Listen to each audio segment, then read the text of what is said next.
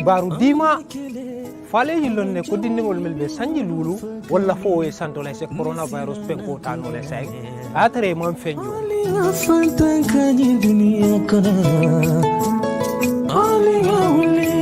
hankani dindingol melbe sanji lulu kata sanji tannen kiling walla fo men siata oti e se coronavirus penko tanole say kele kurani dumbe molu fakane nesirana corona nye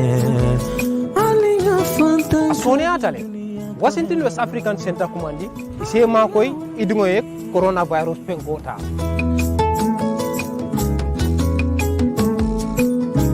Namiranu bantale yara fama damuta adun sifa jamale nata.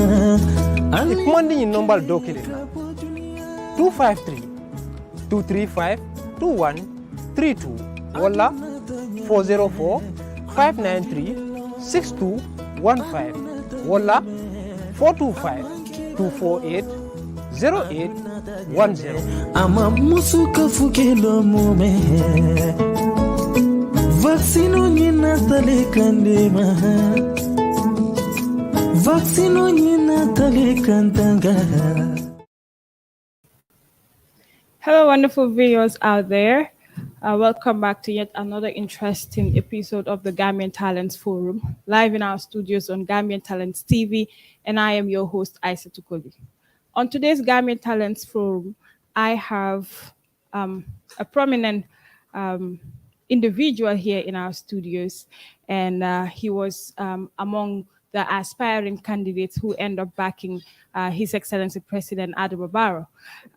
With me here today in our studios, I have Babucarr Jeng, who's, of course, one of the people that backed President Adamu during this past presidential elections. And, well, of course, he declared his intention of running for mayoral elections coming and for KM. So welcome to the Gambian Talents Forum. Thank you for having me. Mr. Jeng, I want us to talk about the past presidential elections. We've seen President Adamu Barrow winning a landslide victory, of course, with the help of the NPP-led coalition.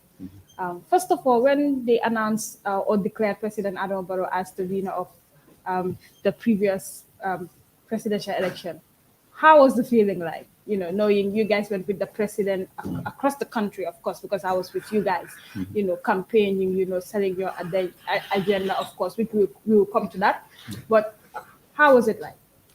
Actually,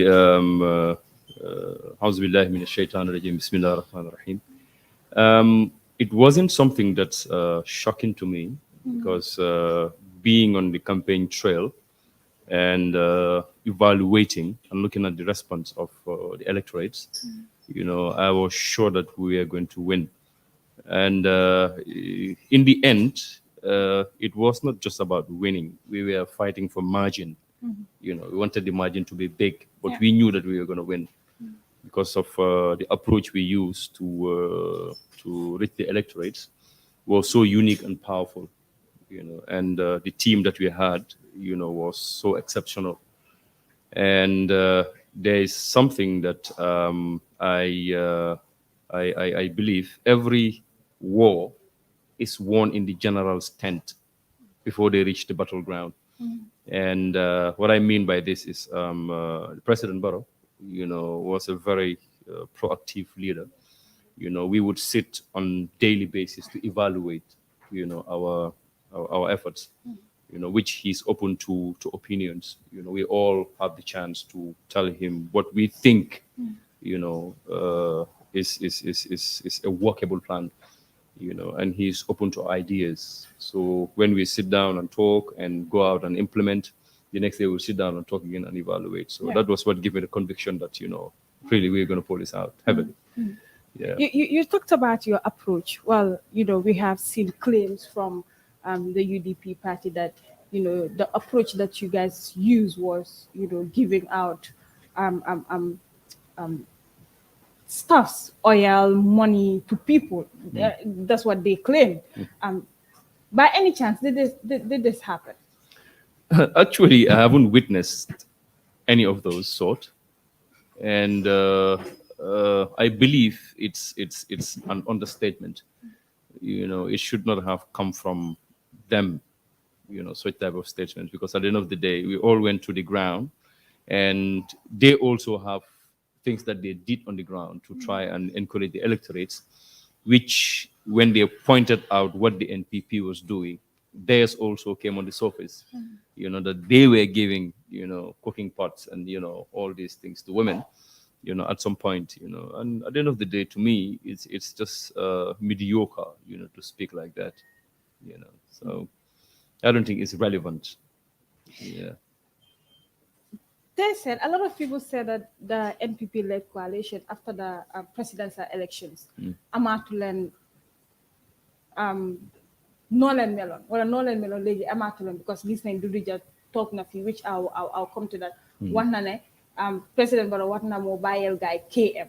Bu fekkee they buga win mayoral election. Well, of course, you're one of those that back President Adamu Barrow during this past presidential elections, and you now here declaring yourself you want to run for a mayoral election. Am ngeen waxtaan balaa ngeen a ñëw kii mu ne nii kii mu ne ni kii mu ne ñu bàyyee ko APRC yow tamit nga ñëw nga ne yow da nga taxawal sa boppa. Yeah. Actually, the truth is,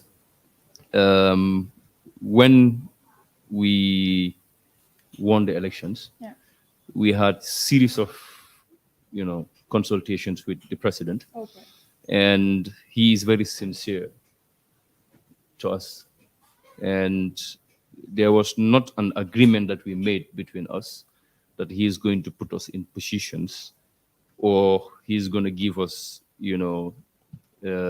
certain areas for us to man, but the reality is nobody owns the people.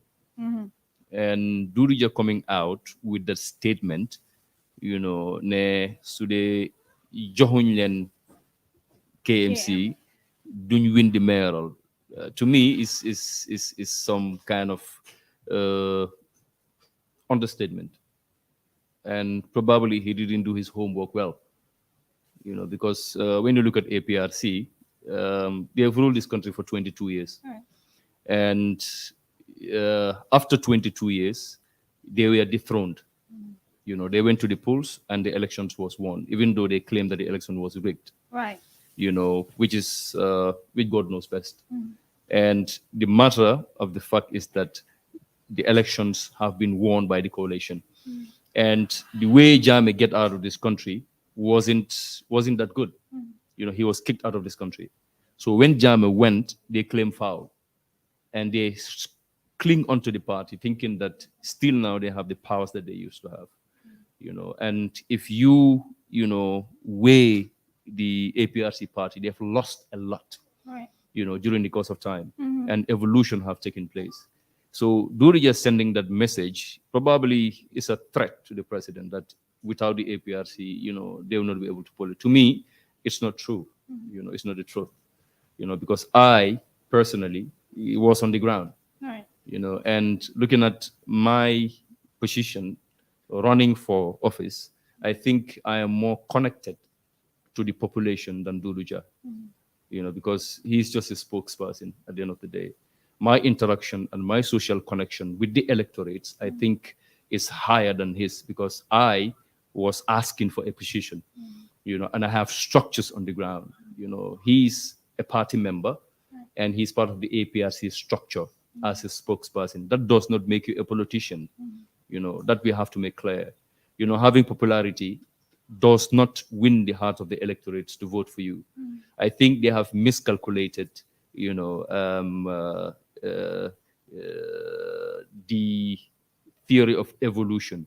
Times have evolved. People don't vote based on party nowadays anymore. People don't vote for APRC. They don't vote for NPP. They vote for individuals. If you see the presidential election, people went out and voted for Adamu Barrow. They did not vote for NPP. NPP is a baby. They haven't made any impact in society. But Adamu Barrow as a person has a history. He took the country, out from fear. He sacrificed himself, But people during. say that it's not only Adamu Barrow, Actually, he was the front. He was the leader. People say that the The- likes of Solo Sandeng, the likes of we I are the mean, first people to go out, the coalition. to ask for electoral reforms.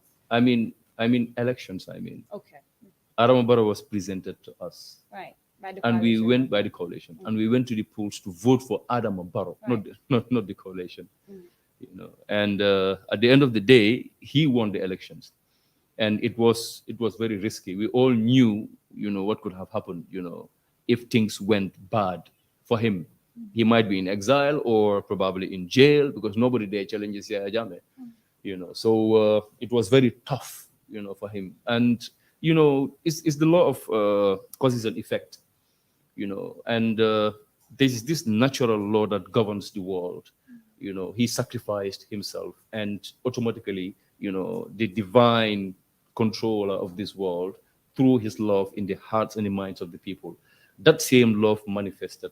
I am very observant, because I was within the whole process, Right. and I could see the way people respond. It was very natural. People have that natural love for him.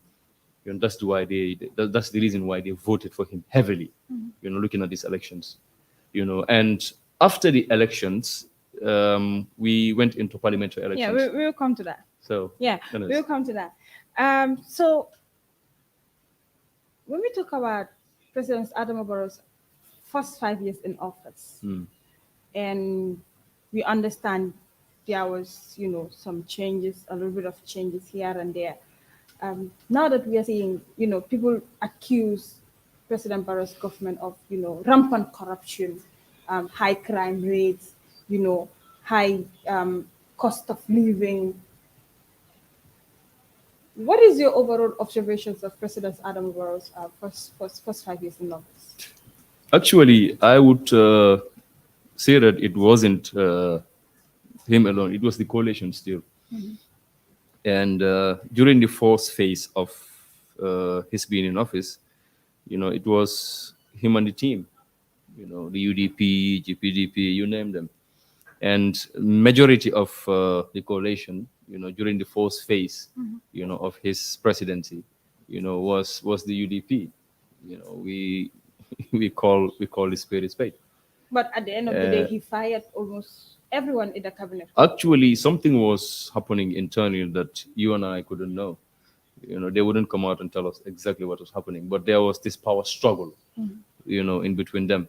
It was some institutional conflict, the conflict of interest. So it was hard for all of them. That's the reason why they all fell apart.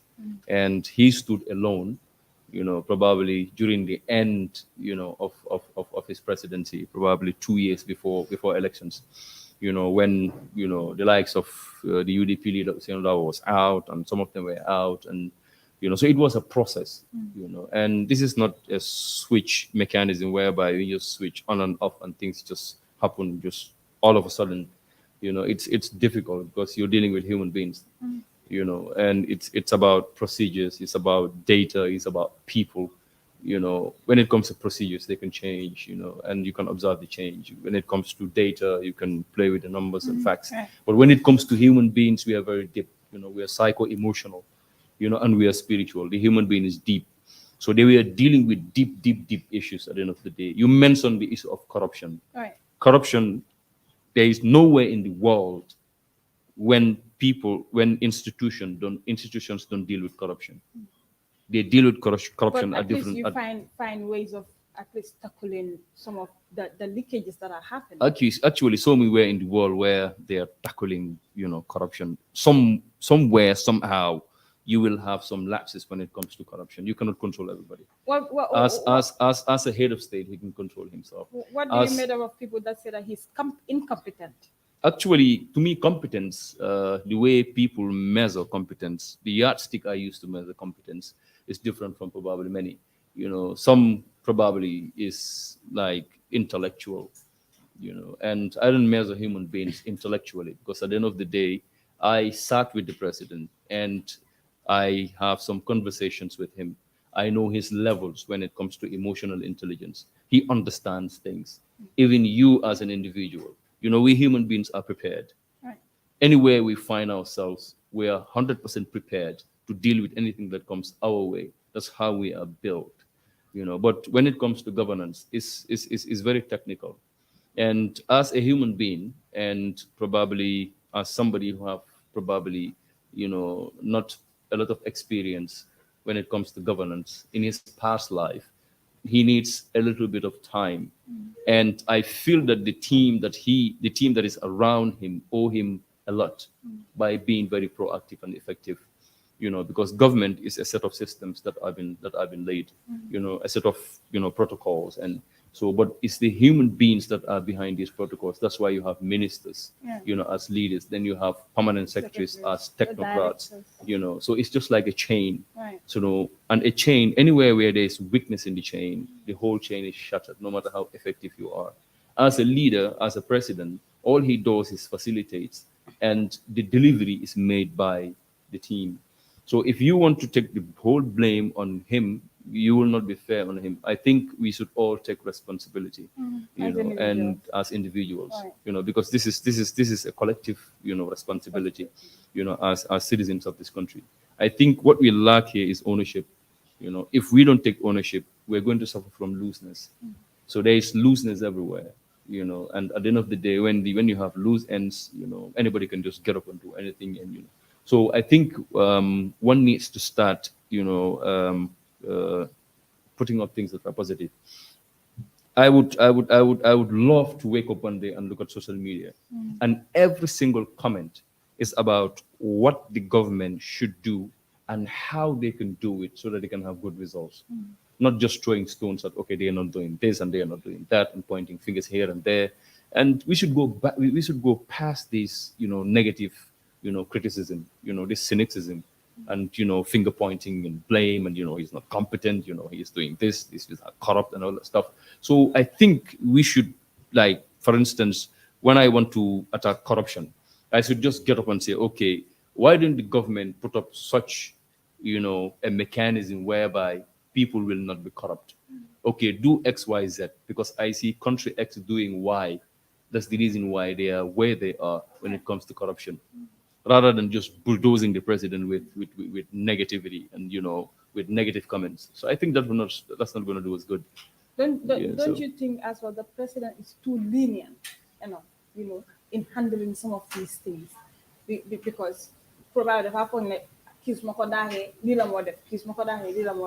and then he's actually not looking at Gambia first. A lot of people say that Adam Barrow, mom time in neck could set Gambia first. Time in room neck di set Monica, mom legacy and mumara, whether it's going to be a good one or a bad one. Let's bring it down to the just concluded parliamentary elections, which I think that it does not look good on the side of NPP.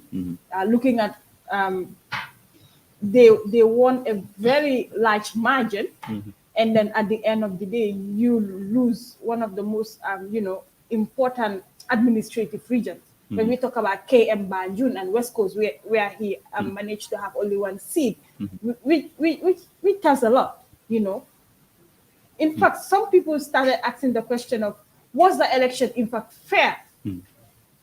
What do you make of the parliamentary elections, knowing President Adamu Barrow lost to Banjul, KM, and managed to have a seat in West Coast?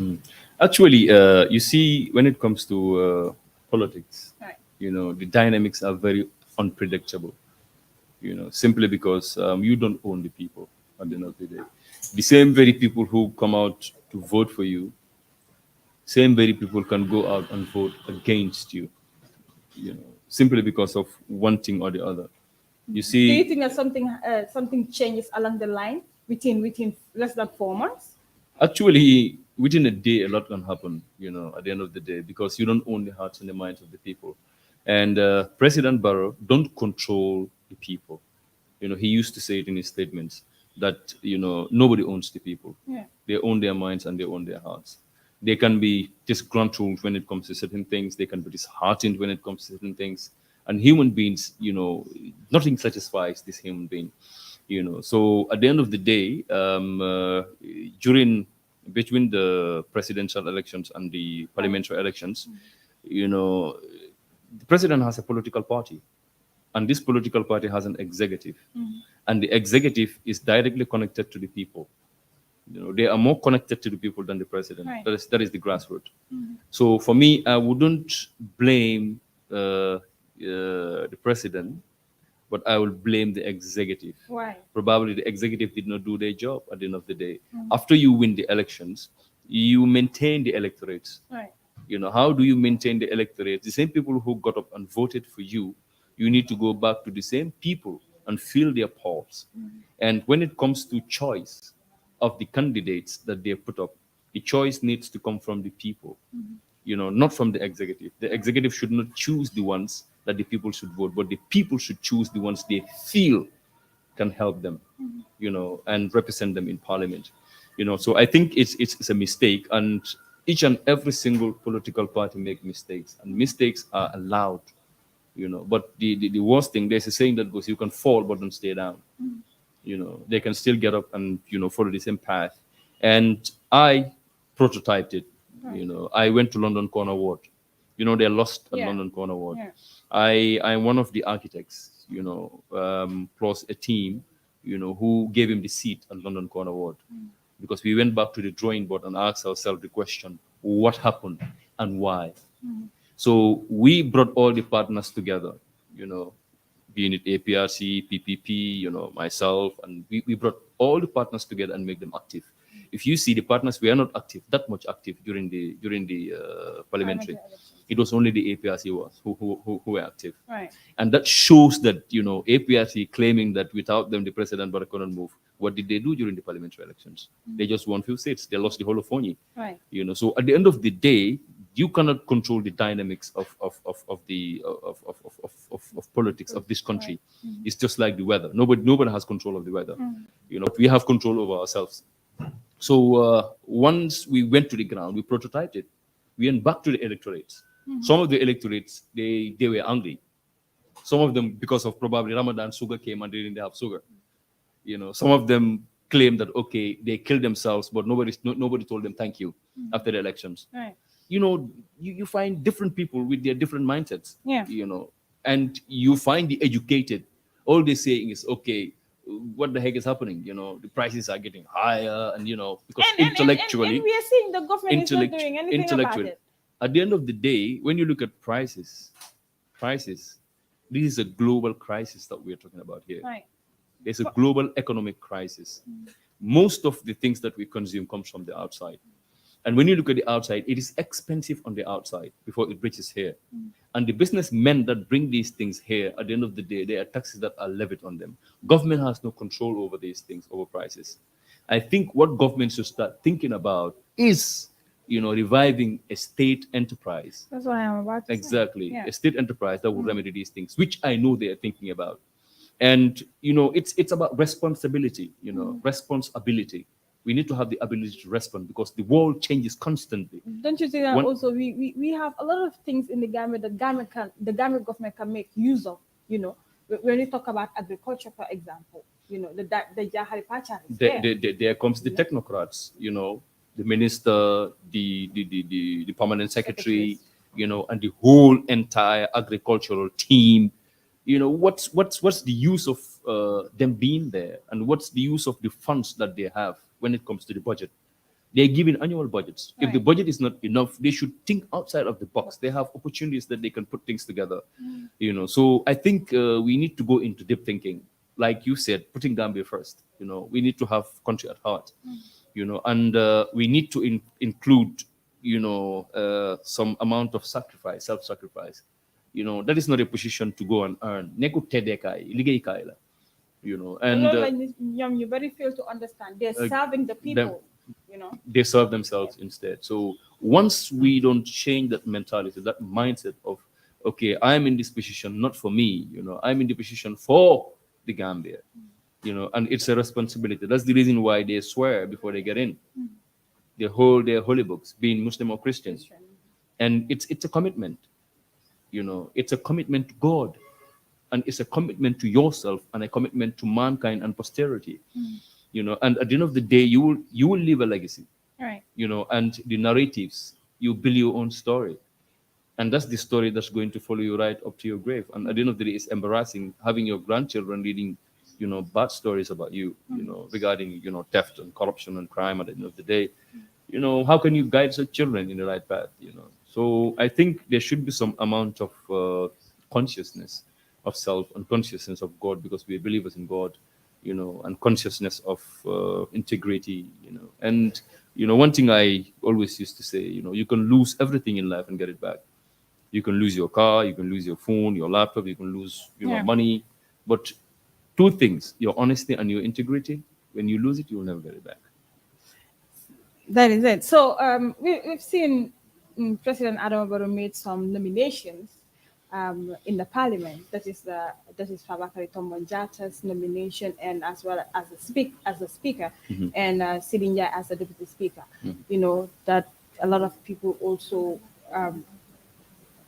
shows their disappointment because Sidinja, for example, is someone that was going, you know, from one media stations to another, you know, to you know, to outline some of you know, the things that probably President Adamu will not be sworn in the Gambia, and which never happened. And you know, we've seen him; he's one of the most closest person to President Adamu Barrow after the 2016 impasse. Babucarr Jeng, who also serves as, you know, the majority leader for decades at the assembly. What do you make of this you know, nominations? Actually, serious misconduct, you know, as the Gambians say, does not take his citizenship. He is a citizen of the country. You know, he is a citizen of the country, and he has rights, you know, to any position. And Fabakary Tombong also is a citizen of this country. Even Yaya Jammeh is a citizen of the country, citizen of this country. And no matter what they did, you know, and it's to me, it's not relevant. Gambians fighting over, okay, who should be where. What matters is effectiveness. You know, wherever one finds yourself, you know, service to country. I think we all owe it to ourselves. And for me, the past is gone. I hate dwelling in the past, because right now, like it or not, CD is the deputy speaker. Like it or not, Fabakary is the speaker. So now the way forward, what can they deliver? I think we should put our eyes on the job to be done. You know, I have a philosophy. You know, even if you kill my own child, and you happen to lead me somewhere, and we share a job, I can still have this scar in my heart. But if I want effectiveness, I wouldn't want to bring that sentiment, that emotion, you know, into what we do, you know. So I have a talent of separating the issue from the emotion, you know, so that we will be able to have effectiveness. If we still want to go back an eye for an eye, we'll all be blind at the end of the day. You know, so I think we have to learn to forgive, and we have to learn to move on, you know, for us to be able to be productive, you know, and have a better content for the posterity. Because if we keep fighting, we'll be stagnant forever, and in the end, this is going to be some, you know, civil war, and we all don't want to see that. Never. Do we? Yeah. Right. So, now that we've seen President Adamu Barrow appoint new cabinet ministers, he did his reshuffle, and we've seen the appointment of a new vice president. You know, some of his key ministers were, you know, fired, others were brought in. We've seen the president say it's not going to be business as usual. You know, now the main focus is the legacy that he is going to maintain or get after presidency, because there is life after presidency. Having appoint those ministers to execute some of the infrastructure development for him for the next 5 years. What do you make of this new cabinet that the president just appointed? Actually, I know that he's somebody that is very careful, when it comes to the steps that he make. People might think, he's very slow, but psychologically, he's a businessman. He always wants to maximize profit and minimize loss. So he's very careful in the steps that he takes. I'm sure, out of his interaction with some of these ministers, Yeah. whom he appointed, I'm sure he has hope in them, that, with the right support, they will deliver. And one thing we have to put at the back of our mind, human beings are not perfect. That's the reason why synergy is very important. Because when you look at the environment of work is synergistic. Right. There are times that you have a minister who have a permanent secretary who is smarter than him, and you have a permanent secretary, whose junior is smarter than him. That's the reason why they work as a team. So I believe that this would bring that synergistic environment, that teamwork spirit at the end of the day, that communication, not these abstract barriers. To me, I see, not being able to deliver, in our governance. One thing, when you have a position, I will say it in Wolof, nanga wara jog sa bopa. Even your predecessor's chair, you don't sit on it. You go to the village, start getting these jujus and, washing yourself like you're going to come them ci lamba. Nanga dem pour beure ji.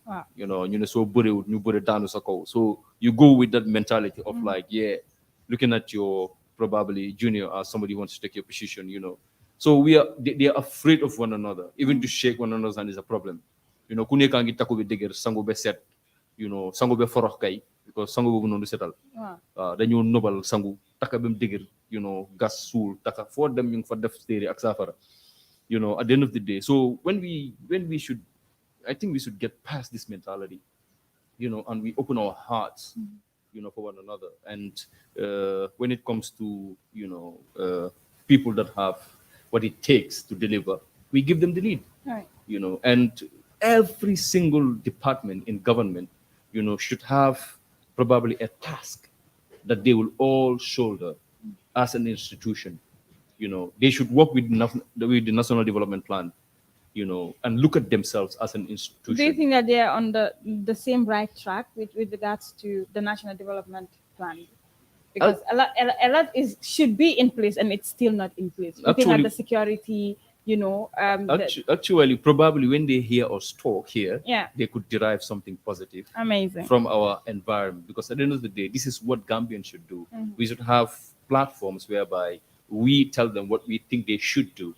Because we don't have this fast whereby, they will open a website, an opinion bank, whereby people throw their opinions, so that they can have, an idea of, how they can operate. Because we are the ones that put them there. It's taxpayers' money.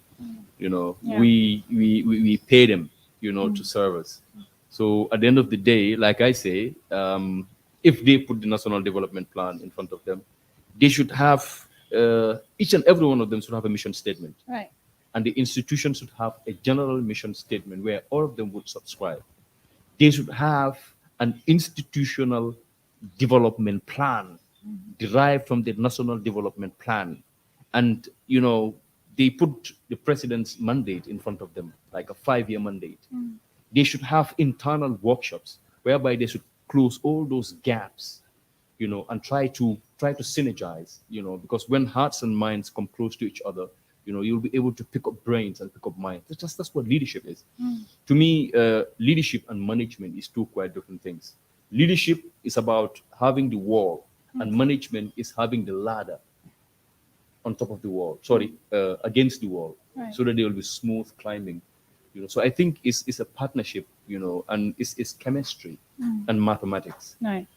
So when the math is done, that is facts and the figures, then the chemistry is done, then we'll be able to have very good results. I think it's not something difficult. All of them have been schooled, and the reason why we go to school is to solve problems. Right. There's nowhere that you find mathematics in your way, and we did math in school, but math is teaching us to solve problems. Right. And the worst thing I learned out of maths is borrowing. 1 minus 10 cannot but borrow. cannot borrow. You have to borrow. Yeah. Yeah, that's the part I don't like. That's the reason why we are so much in debt. I'm not a fan of Governments, maths, yeah. though. So that is it. Just to remind the viewers that you're still watching the Gambian Talents Forum live in our studios on Gambian Talents TV.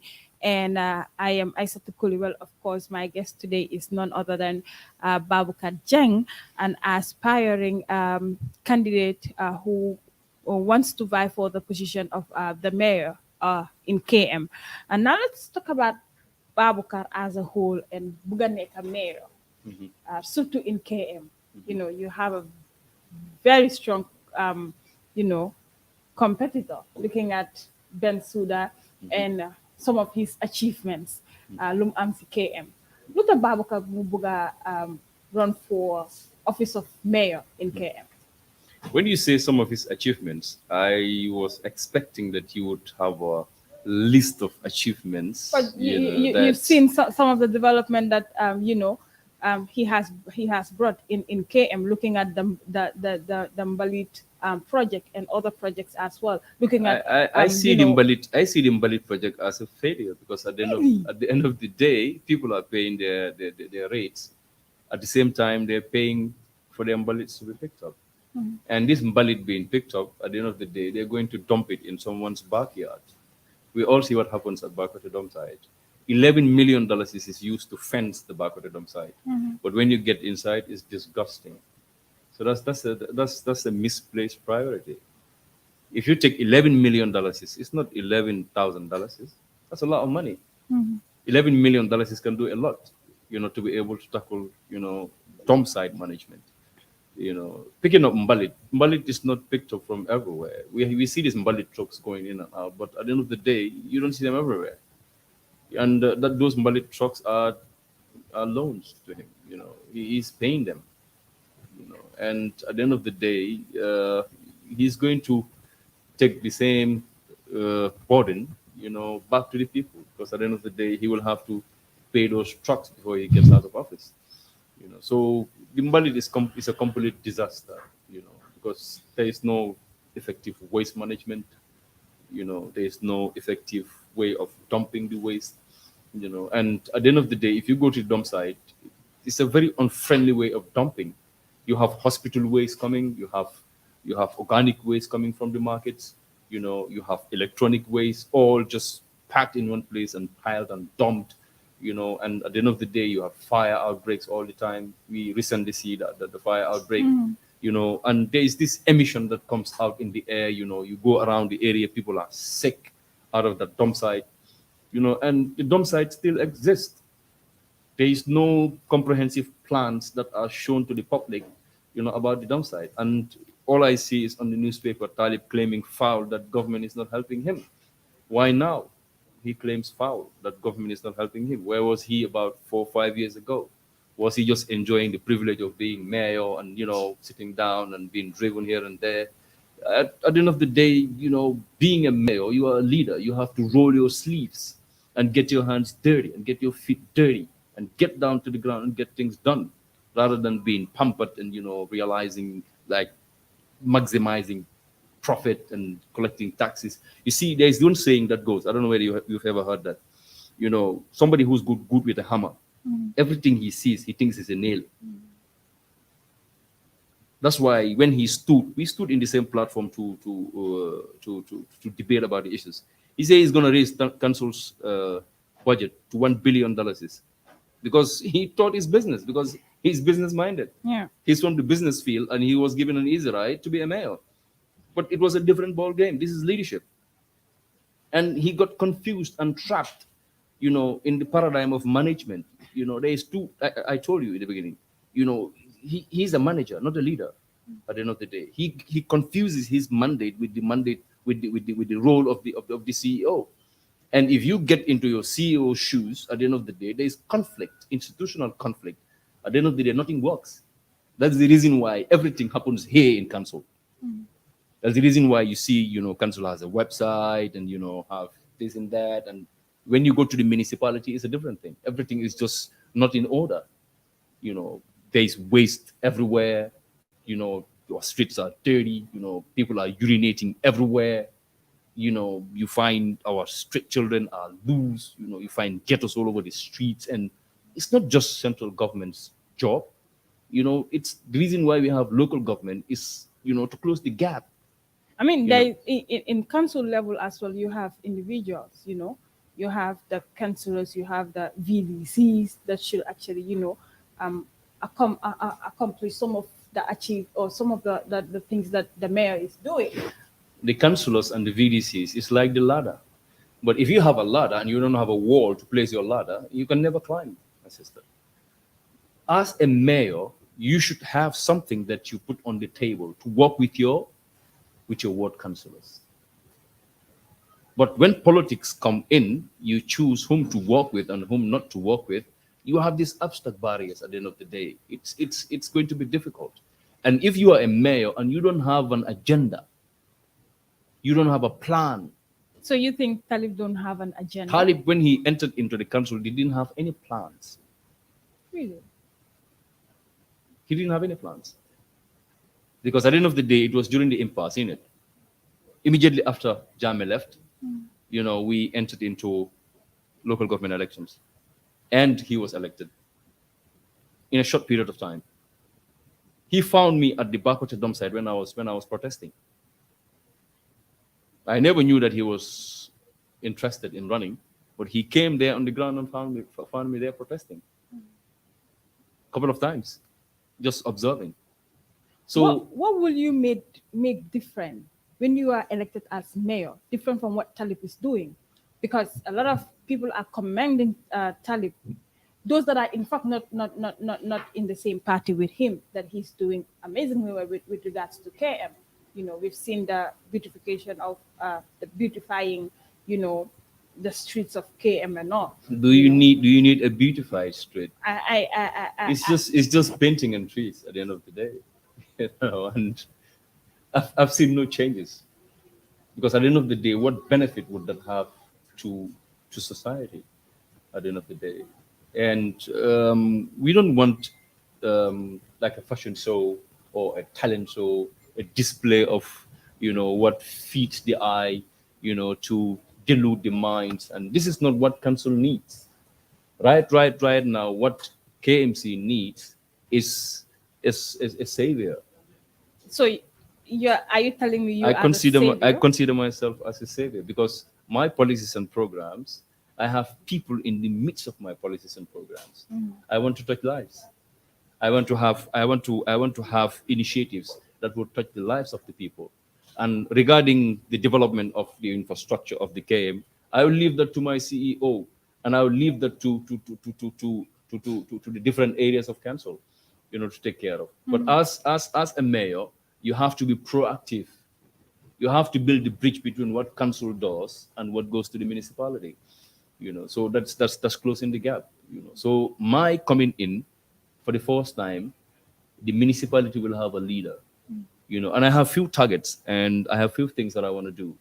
One thing I want to first do is to organize the communities, because you have different communities with their different needs. Their needs, they vary. I'm talking about Babucarr dump site. That's just one community. But you have Ibo Town also. Right. And you have people of London Corner who suffer from that canal. People die every year during rainy season. So I have mechanisms of slowing flood, because I have done my homework, and probably working with I don't want to mention, because go ahead. Nawek, to use their water pencils, to be able to see how to tackle flood, because I have observed the water, the way it flows, and goes to the canal. And when the water is flowing and looking for way, and looking at our roads and road networks, and it might end up in somebody else's compound, and it's going to be tough. So I think still, so some of these areas, especially in Ibotan and Talinim Farokono, actually you'll be amazed what I want to do. So you see, we have gutters, right? And these gutters are already full. Right. So what I will do is I will make sure I will empty the gutters. Okay. And I will identify spots whereby I will have gutters that will go deep instead of this way. We dig. We have tunnels. Right. But we don't want to tamper with the water bodies. That's the reason why we use the water pencils. So what we do is we identify these waterways and create a way to break and slow the flood. If, for instance, let's say 1,000 liters is traveling towards, let's say, the river, we can break it down probably to 900 and have only 100 go. Right. And that 100, we can follow it to such an extent that we will have less water to get to its destination. Okay. Because at the end of the day, it's just observing and being creative. And creativity comes from these two words. Can you guess? Tell us. Creativity. Let's just interrupt. No, just tell me, because I want to know, some of the things that you're going to do aside from what the mayor is doing. Because if you're actually, contesting against someone like Bensouda, you have to come with policies and programs and structures that, will convince the people, like Babucarr, as different from what Talib is doing. Actually, creativity comes from the word create activities. These are the two words that are in there. Right. And as a mayor, you have the power to be creative. You have the power to expand. We have a rule book in it, but it's a local government act. And the local government act empowers you. But at the end of the day, it's just a rule book. You might do something that is not in that rule book that works. You just need to justify it. Okay. My structures will be different simply because I, as an institution, will create a synergy where each and every department from central government, from Minister of Youth and Sports, Minister of Works, Agriculture, each and every arm of government, I will have probably a body that represents them in the municipality. It has never happened in the history. Once I have the team, at the end of the day, I'll be able to implement some of the things that are linked to infrastructure, because it's a shared responsibility as local government. I should be able to embark on things whereby probably someone from the Ministry of Works can have more experience than somebody that I can just randomly pick and bring, to that table. So that will be probably a shadow council that I'll be working with, added to what I have, as a council. So coming back to that flood thing, because I want to make it clear. It's something that in a short period of time, it can help the people breathe. We slow the flood until we're able to have mechanisms whereby we'll have zero flood. I don't believe in disaster management. I believe in prevention. I'll engage national disaster management agency, before we wait for the disaster to manage. We hinder the disaster from coming, and connecting myself to all these bodies will give me the leverage, to be able to impact, the things I want to implement, and what I'm going to do that is going to amaze the people is my first 100 days in office. I'm going to close the dump site. Yeah, I have that question. What's going to be, some of the achievements that you will do within the time frame of your first 100 days in office? It's closing the dump site. It's going to be the hit. If you close the dump site, will it be relocated again? Actually, having the first 100 days, is within the first year. Right. Closing the dump site, the mechanisms are there. We have 500 tons of waste that comes every day to the dump site. And 500 tons is just probably, because there is no weigh bridge that weighs. I don't know where the statistics come from, because I did my research, and they say 500 tons come. And these 500 tons, 60% of it is sand. Because when we sweep, we sweep with the sand along. So when you separate the sand from the waste, we have little waste to deal with. And all this waste that you have is either recyclable or reusable. There's not a single waste that goes to the dump site that does not have benefit. We just don't know where the benefit comes. And when it comes to bottles, like glass bottles, there's waste that you can get from glass. And to shine paint, glass powder, it beautifies paint, and we have painting factories that are here. So right now, if I want to deal with waste, What I'm going to do is I'm just going to say, okay, now I want to buy bottles. Like probably the 50 kilo bag of rice, empty one. If somebody gives me that, I can pay like, let's say $100 for that. Before 6 months, you'll be looking for bottles. Yeah. Because even kids will be stealing bottles to go and have a to sell it. Right. So my bottle waste is dealt with right there. So that applies to each and every type of waste I want to manage from community level. So once you get to that level of management, game over. You will just separate the waste that comes to the dump site. One goes to Banjul. A little waste will go to Banjul, and a little waste will go to Belkama. And how this will happen because of transportation. I have petrol station companies. Jawel is here, Atlas is here. I have all petrol stations within the municipality. Yeah. I'll engage them because I collect revenue from them. All I need to do is just to give them some tax relief, and they pay back in probably petrol, where I can have my trucks go beyond the municipality. Okay. That saves me, a lot of time and energy and money. Yeah. And identifying a place to do a landfill instead of a dump site. That's the next step. So once I close the dump site and remove all those scavengers from there, I will have the topography to heal, and these scavengers will be transferred to these areas. When it comes to Banjul and Bilkama, depending on them, because they are not there on anybody's payroll. They are not there on anybody's permission. They're just there for themselves. And most of them are not Gambians. They're these foreigners, because I've interacted with them personally on the ground. Okay. All they do is go in for iron waste. They will bond so that they will have their iron waste. Because this is what they fill in containers and sell, because there is business going on there on the dump site. So once I close the dump site, it will give the topography time to heal.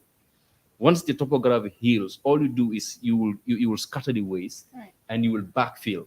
I spoke to my engineer. He said I would need 2,600 trips of gravel to backfill. Once you backfill, because the area is 17.8 hectares, okay, it's a wide area. Once you backfill, you will create vent pipes so that the methane can escape. Because once the methane is trapped in there, it can explode. okay. Once you backfill it, you will give it some little bit of time. And when you give it that little bit of time, you can engineer it to anything that you want. Probably in the next 2-3 years, you will see the Babucarr dump site to be a state-of-the-art garage, whereby you'll find all these little car parks, the cars that go to Cardiff Estate, the cars that go, because you have about 3 entrances. You have the main entrance, and you have the one that is on the other side, the one right opposite the school, Yeah. and the one near the clinic on the other side, and you have the other one at the back, Right. that goes to Manjai. It connects to a road. That's where the feeder roads are going to come in. Yeah. So once we do the math, we do the chemistry, and we just implement with the implementing partners. Because at the end of the day, that's the reason why, we get out there, connect with central government, have funds, and, So, but when you don't have a plan and you don't have a program, you see today, if you want to build a house, you have the house in your head first. That's Yeah. first creation. Then you have an architect, who designed the house, where the doors will be, how wide you want your windows to be, you have a plan in your head first. Then you come with the, money and all that stuff, and start implementing. So yeah. You said a lot of things that are, amazing. Yeah. I wish, if at all, it's been implementable, because at times people will have the ideas, the policies, and they're always great, they're perfect, but to implement it is the problem. You know why? So, and you're sweet talking just because you want the people around Bakote, you vote because they've been disturbed by the Bakote dump site. All the time our people are going there for an interviews, and they're complaining for the dump site to be relocated. So you're coming with such policies, such programs, plans that you have. But then the implementation, That's the problem. Whether you're going to go right. Actually, you see, when it comes to getting the job done, it's not something difficult. You know, as a mayor, I am given powers and I have authority. And closing the dump site and rehabilitating it, it's a process. It's nothing that is difficult. It has been done before in other countries. You don't need to reinvent the wheels. We have our realities. We just put the realities in perspective. Interest free, no strings attached, putting Gambia first and putting the interests of the people first. Because if you value humans, because I value human beings, I will never take the risk and get to my bed, sleep with so much ventilation, enjoying the air, opening my windows, sitting outside and enjoying the fresh breeze, and people that are out there are suffering. I don't think I have that guts. We human beings are different. We are different. I'm a social being, and also I'm a spiritual being. That's what makes me different from Talib. And probably we will sit down here on this platform again, you know, to have this discussion when I'm mayor in 2023. I hope so, and I hope the Gambian people will vote for you. But Mr. Jeng, you belong to to a coalition. You've backed President Adamu Barrow during the presidential elections. You're one of those that, together with your colleagues that backed President Barrow and then had a landslide victory. Did you ever discuss this to your coalition partners with regards to your intentions of running for mayor? With the president, no, but with the partners, yes, except the APRC. Why? Actually, I don't consider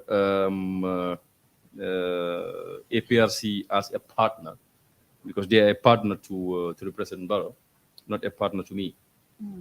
I got up to support the president's agenda and to make sure that he is given another chance, in office, to lead us.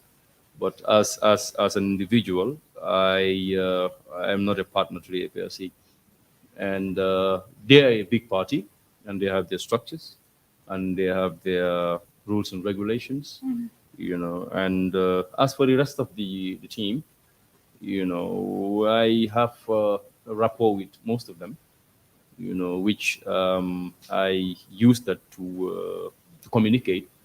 Most of them I've spoken to them regarding what I want to do, and they're in support of what I want to do. Those in fact from NPP, because actually, yes. Looking at the parliamentary elections, some of the partners came and said, the way they select or choose those that would represent them was not, based on facts or was just because you wanted to satisfy someone. That's the reason. Or kila buga, so kila nyo asi. Looking at the masses of the people, because a lot of people but then some of them in fact claim there was no primaries among some members of MPP members. So did you ever discuss this to the level of engaging the NPP executive so that probably you guys will be in the same line? They might also put up a candidate against you, against Talib and any other person that wants to run for KM. Actually, as for me, still the issue is not yet separated from the emotion. And with things like this, I give time. Okay. Because right now you cannot say anything and you have it accurately. It's all mixed up. There's too much, finger pointing, too much blame and victimism, and So as for me, I'll just leave it as it is, and I will move on, to what I want to do. And what I want to do is I want to be mayor, and that's it. And either it is blessed or not, I have the right to go to the electorates and ask for their votes, and speak to them and win their hearts and their minds. Notwithstanding, I am a member, not a written member, or we have a contract, that I am part of the coalition. And, I wouldn't even want to be called part of a coalition. I just got up and supported the president because I believe in him. And at the end of the day, it takes him to believe in me, to support me to run on the NPP ticket, because at the end of the day, it will be very convenient for me to run on a ticket, because you have the structures that are there, and it's difficult to run alone as an independent candidate. Right. But at the end of the day, I'm not looking for something that is easy, and I believe in myself, and I believe I can do it. And I would say this again. I don't think they would want to make that mistake. I am their finest bet at the end of the day, because I not only knows what I'm talking about. I believe I can do a lot. I can make a huge impact. I am the only sellable candidate right now, within their midst. I can say I'm not boasting, I'm not bragging, because I've made my presence, in the hearts and the minds of the people. And this is not my first time looking for the municipality. I vied in 2017, and this is my second time running. And in between, I was there on the ground. I wanted to be president, which has given me, a lot of interaction, a lot of media presence. I'm fresh in the hearts and the minds of the people, and I believe anybody that they want to get out there to sell is going to be very difficult, because it's about branding and the product that you're selling. And remember, NPP, you cannot sell it. You cannot sell APRC, but you sell an individual to the people, because the people are not going to buy parties anymore. Those days are gone. People like yourself, probably when you look at your age, the time probably you're going to primary school, and or that was when APRC was, on its peak, and you have grown to this, and you are seeing things that probably I am not even seeing. That's what evolution does. This is the theory of evolution. Right. So many have matured, and they're not going to vote based on party lines. You don't have a political party, probably. Probably you have, a love for an agenda. What agenda do you have for the people? Because this is the question that most people ask. What is your agenda? You cannot tell them that, okay, my agenda is NPP or my agenda is APRC, because APRC have been there, and the IJM has been here for 22 years. Yeah. He built us I-22. He made us roads. He did us this and that. Come on, man. That's not what people buy. What people buy here is an agenda that will get them from the level they are to the next level. Because if you look at my flyer, I say it's time to put KMC to the next level. And what next level? There's a level that Talib has come. I cannot deny that he has done something, but I believe that I can do better. I can take KMC to the next level. At the end of the day, everybody is gifted. Each and every human being is gifted. Even if you take a farmer from the village and bring him and make him mayor, ask him to sit down for some time, he'll be able to do something. It's just that probably when he's somebody that tends sheep, you're gonna have sheep all over the place. Yeah. Because that's emotional intelligence. Man is built with intelligence. We all have our talents. We all have our gifts. Everyone is gifted. Everyone come to this world to contribute one thing or the other. Jeng being male, definitely KMC is going to see something different. The people are going to see something different. I'm not promising everything. We cannot do it all, but at least something from one level to the other. Might be your children or my child, or someone will come and take it from one level to the other. Yeah. It's just taking it to the next level. But I believe that the reason why there is stagnation in the council is because of Talib is very political. Really? He's very UDP. I'm the new one. Talib is someone who works with everyone, whether you support his party or not. Actually, we being on the ground don't see that. Looking at the allegations that have been talked out, regarding contracts that he backdoored, and given to people who are identified with the UDP, which I believe very soon I will have all those dossiers, because at the end of the day, it's politics, and I want to. You need to stand your ground. I want to bank on facts and figures, but I believe Yeah. it's true, because I have seen a little bit, Oh. which I believe I will not fire my bullets now, but So when the right time comes, yeah, I will give time. you give time. So, do you think that you can win the upcoming mayoral elections or the local government elections without the backing of your coalition partners? It is a question that I will not be comfortable to answer simply because, um, you see, when it comes to partnership, it's more of an advantage, than being alone. That's the reason why we joined the president, for him to win, and we want to win at the end of the day. We don't want to suffer from division, and I am sure they would not want us to divide A ourselves. lot of people And say that NPP, the said marriage that they have with their coalition partners are all it's over. That decided for. It has shown during the parliamentary election. are you married? I am not. I am a married man. You see, even with husbands and wives, at some point, psychologically, you will be there, with each other, and emotionally, you guys will be living apart. But that does not mean that the marriage is over. There are times that is, hunky dory, is smooth, but there are times that things are very rough, and it's union. People cannot be united without having all these shortcomings. So, can you Even convince President Adamu Barrow to allow you to run for office under the ticket of NPP? When actually you're giving the chance to see the president to discuss some of the things or your intentions of running for, mayor. President Barrow knows Babucarr Jeng very well. I'm not a stranger to him, and he knows what I'm able to do, and he knows uh, uh, my worth, because he's a businessman, like I told you. He always thinks of maximizing profit and minimizing loss.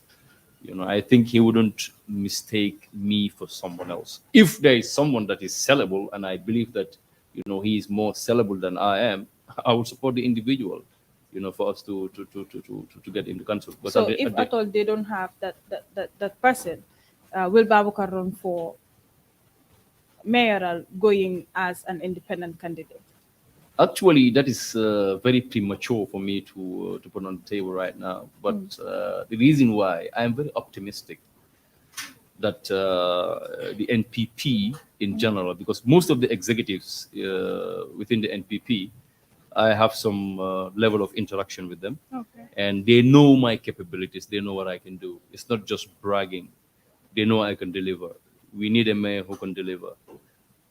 We need a mayor who can replace Talib.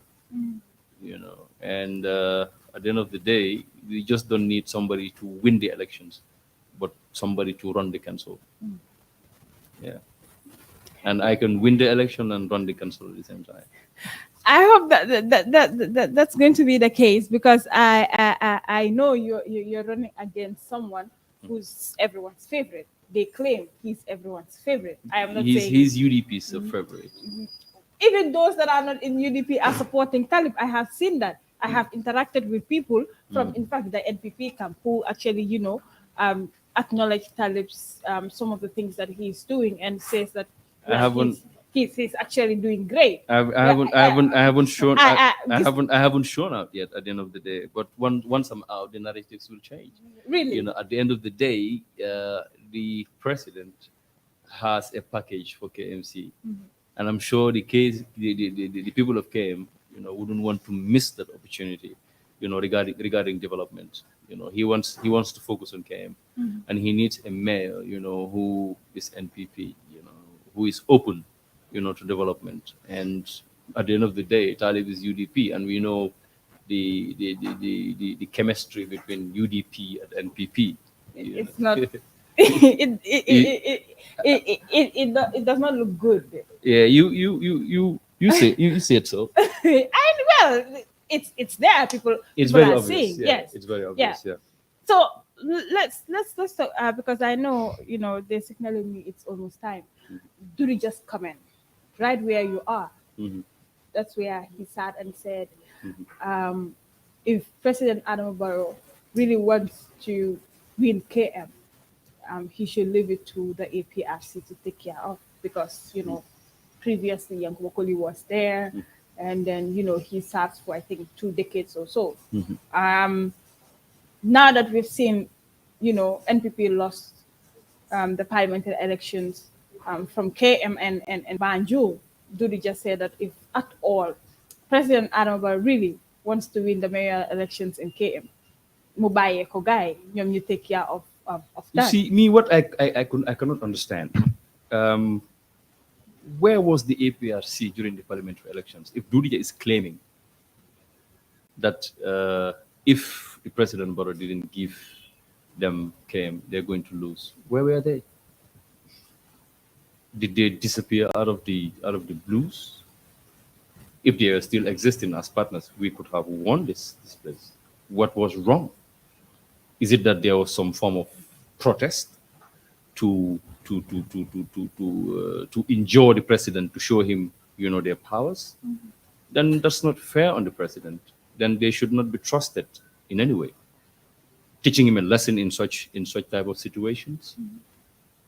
For me, I would encourage the president to be bold enough to ignore these type of statements. Everyone is entitled to their opinions, but to me, when you look at things and you read in between the lines, Yankuba being mayor for 22 years and the APRC as a ruling party for 22 years, I think what they should have done is deactivate their party and join the NPP and work as a team if they have Gambia at heart. There's no way that the Gambians are going to accept the APRC again because of the atrocities that have shown, in the recent findings. At the end of the day, they have done their best, Right. and there are a lot of disturbing things that are out there. For the sake of country, we don't want conflict in this country. We don't want to see bloodshed in this country. People's hearts and minds are still having the scars of the past. I think they should consider the Gambians and not to force themselves back into the politics of this country. It's over, it's over. President Barrow is very gentle by bringing them on board as Gambians. People are blaming him, but I see that he wants to accommodate everybody. They are Gambians, we cannot throw them out. But they should be wise enough to read in between the lines that President Barrow is not bringing them back for them to be in power. He's bringing them back for them to be part of society again. It's a social move. He wants to heal bridges. He wants to reconcile, but they don't have to force themselves back to the people. It's going to be a setback. For me, I met someone who told me that if he has the chance to chop Sidinjai into pieces, he will do it, because he has a relative who died during the impasse trying to run. See, he still has those scars. But I called him down. I told him it's not worth it. Sidi is a human being like you, Right. and he's a Gambian like you. So it's all us. It's one big family.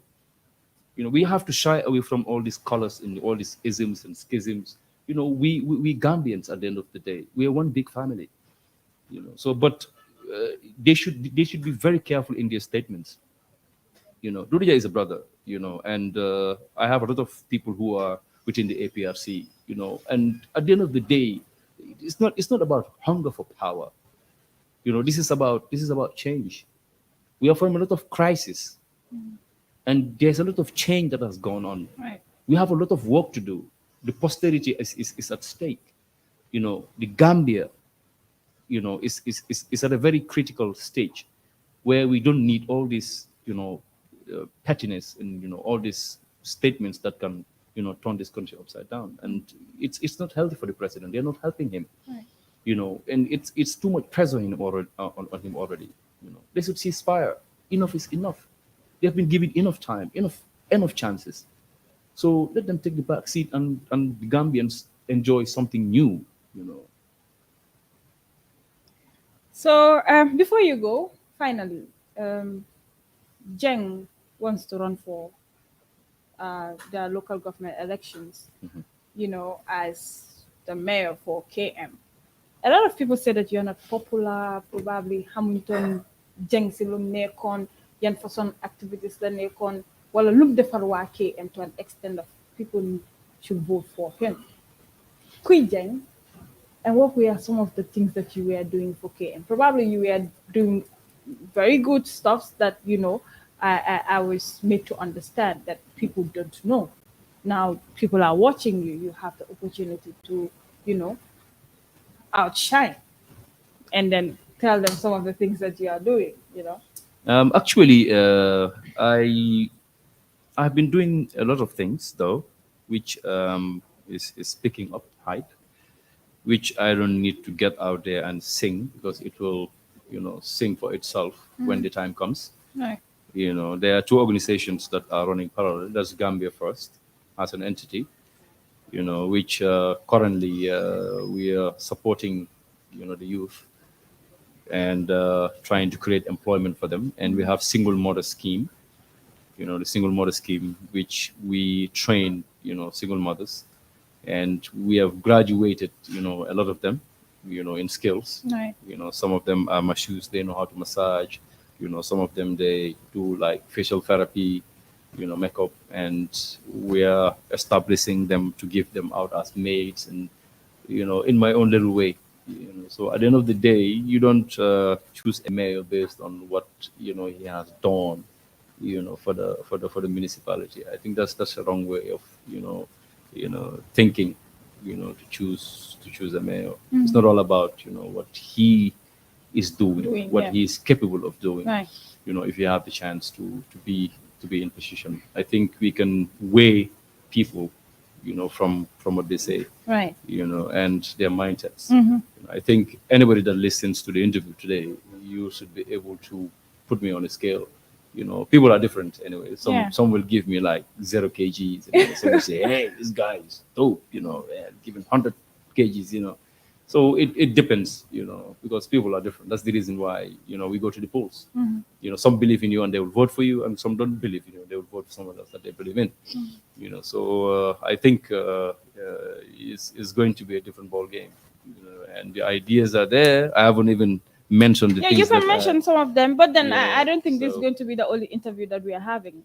Hence, So you're we can- running for mayor, and we're having some of these engagements that will be coming through to see some of the progress. So we can cease fire then, so that I will Yeah. preserve some of the weapons I have, so that I will just fire all of them. And No, but you can say some of the few things because you've mentioned of the dump side. the dump side, the Yeah. gutters, and also working with NAWEC to connect some of the pipes Mm. that we are going to have, a runway. Not pipes, but I want to create gutters that go Yeah. down, and so that I'll have But lolo man how lolo yo foko naka ko muna defe because creativity. But like, you mentioned creativity. creativity. Like, today we're enjoying light bulbs because somebody tried. Yeah. Yes. Indeed. Somebody tried. So I'll just get in and try and make things happen. At the end of the day, you need a bunch of engineers, people who have knowledge, and I'm a man of wisdom. We just do the math and do the chemistry, and we'll have the job done. So actually, I have a brilliant project for Abuko Nature Reserve. It's part of game. Yeah. Indeed. It attracts about 33,000 visitors every year, tourists. And the current situation of the nature reserve, it's not doing good. It's Because- dormant, yeah. But I've been there. not long ago. it's revivable. We can make it. We can have friendly animals in there, not wild animals per se. Probably you can have like giraffes and these friendly animals and we can turn it into a hub, whereby people can go out and sit down and chill like Q City. Yeah.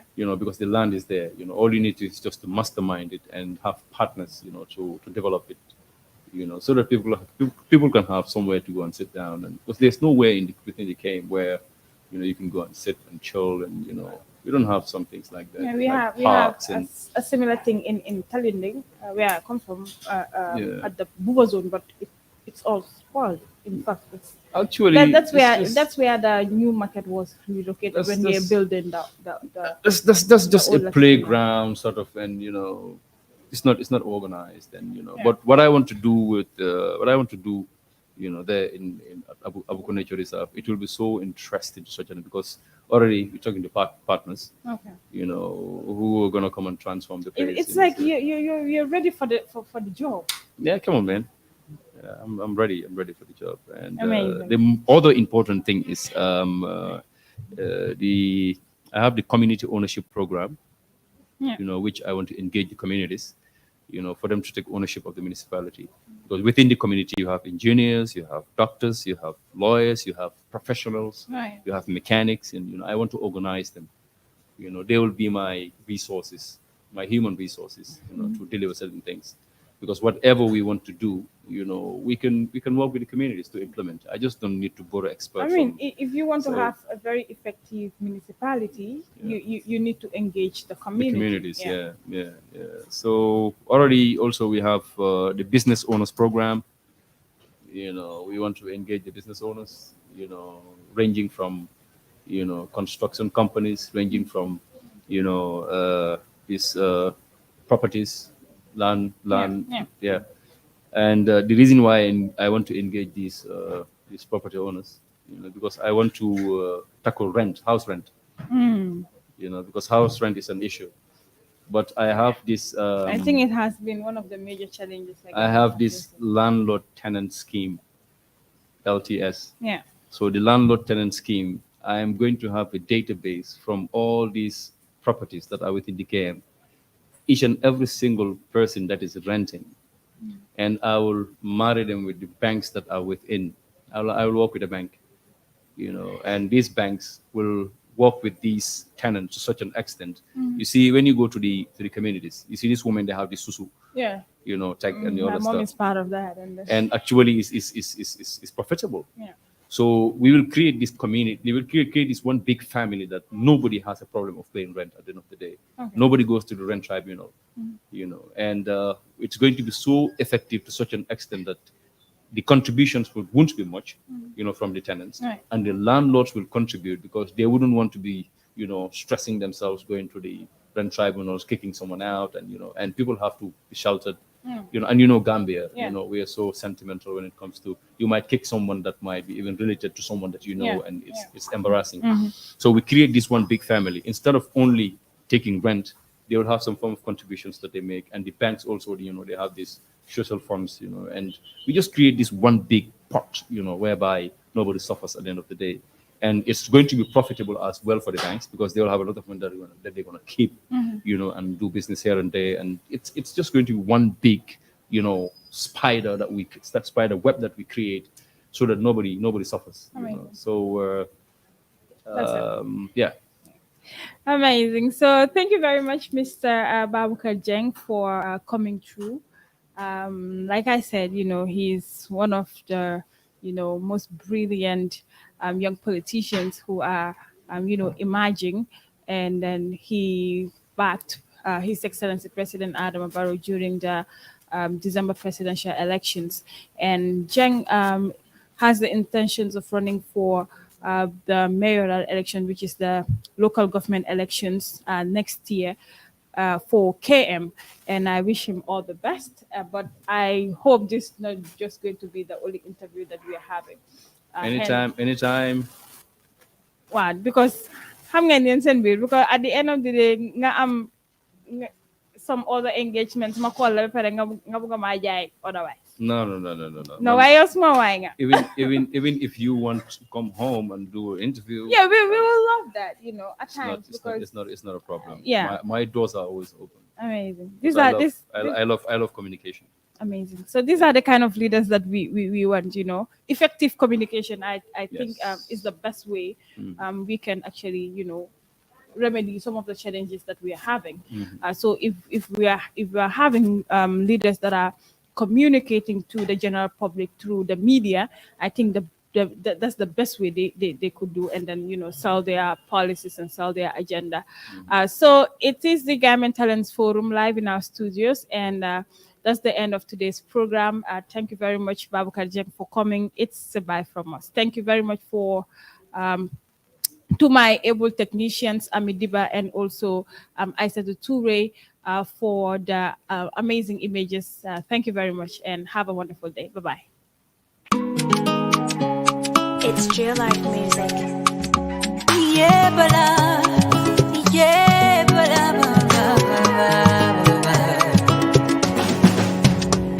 vaccine, vaccine, vaccine.